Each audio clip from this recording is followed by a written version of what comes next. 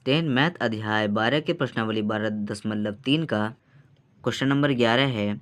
एक वर्गाकार रुमाल पर 9 वृत्ताकार डिज़ाइन बने हैं। ये एक वर्गाकार रुमाल है जिसमें 1 2 3 3 3 और 3 9 डिज़ाइन बने हुए हैं। ठीक है, जिसमें से प्रत्येक की त्रिज्या 7 सेंटीमीटर, हर एक की त्रिज्या कितनी है 7 सेंटीमीटर है, जैसा कि आकृति में दिखाया गया है।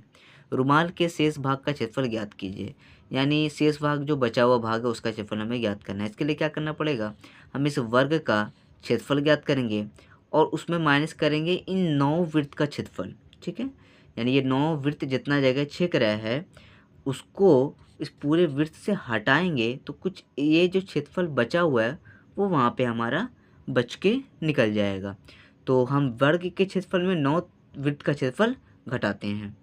आकृति थोड़ा नॉर्मल डिज़ाइन से थोड़ा ख़राब बना है। अब समझिए, यहाँ से लेके यहाँ तक कितना है 7 सेंटीमीटर है, तो यहाँ से लेके यहाँ तक कितना होगा, बेशक सी बात है 7 होगा, तो 7 7 यहाँ पे हो जाएगा, 7 यहाँ 7 यहाँ 7 यहाँ, तो ये पूरा कितना हो गया 7 का 7 7 दूना 14 7 या 21 हमारा हो जाएगा। सॉरी 7 7 14 होना 14 14 और 14 हमारा हो जाएगा 42।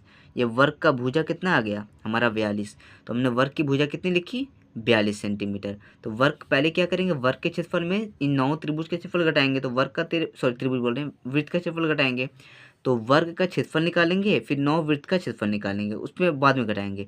तो पहले वर्ग का क्षेत्रफल ज्ञात करते हैं। भुजा में पता चल गया है, भुजा हमारा 42 है, तो वर्ग का क्षेत्रफल भुजा स्क्वायर होता है, भुजा हमारा 42 है, स्क्वायर लगा दिया, 42 का स्क्वायर होता है 1764 सेंटीमीटर स्क्वायर। ये वर्ग का क्षेत्रफल निकल के आ चुका है।